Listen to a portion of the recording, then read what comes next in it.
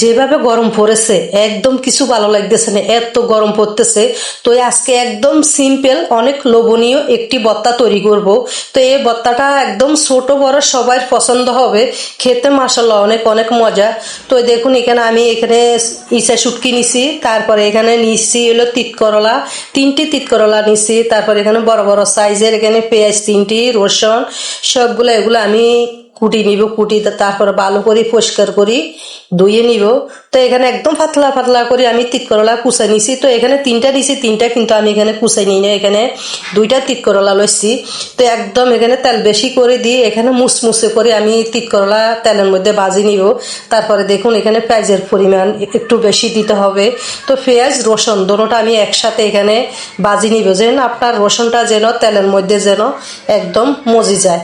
তো আমি সেভাবে তেলের মধ্যে রসুন আর পেঁয়াজ তেলের মধ্যে আমি ভাজি নিছি এখানে সোনালি কালারের মতন। তো এখানে চিংড়ি মাছগুলি আমি ভালো করে গরম পানি দিই ধুইছি, তারপরে তেলের মধ্যে মুসমুসে করে এগুলো আমি ভাজি নিব এক এক করে। তারপর আবার একটু তেল দিয়ে শুকনো মরিচ এখানে দিয়ে দিব, বেশি দিব না এখানে। তো আপনারা যারা জাল বেশি পছন্দ করেন তারা এখানে শুকনো মরিচ বেশি দিতে পারেন, কারণ এখন যে পরিমাণে গরম পড়তেছে আসলে বেশি জাল খাইলে পেটের জন্য সমস্যা হবে।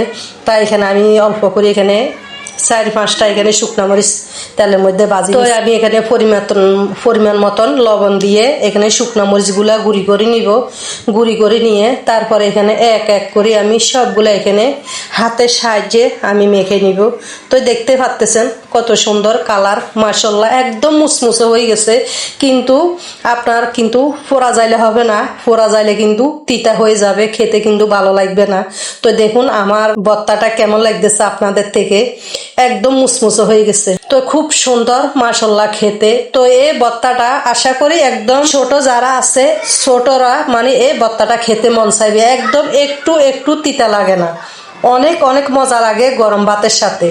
তো আমরা তো এই গরম ভাতের সাথে আমার ছেলে মেয়ে সবাই মিলে আমরা গরম ভাত দিয়ে খেলাম, অনেক অনেক মজা লাগছে। তো আমার হাজব্যান্ড তো সবসময় আমাকে বলে এই ভর্তাটা একদম সবসময় মানে তৈরি করে দিবার জন্য, আসলে সবসময় তো আর তিত করলা ঘরে থাকে না। তো আমার হাজব্যান্ড সবসময় বলে এই ভর্তাটা রেডি করার জন্য। তো দেখুন আমি একটু তানি আপনাদের সাথে মানে শেয়ার করতেছি, দুপুরবেলা এখন খেতে বসলাম, মানে আর দেরি করলাম না, ভর্তার একটা মানে রেডি করি মতনে আপনাদের সাথে শেয়ার। Allah Hafiz.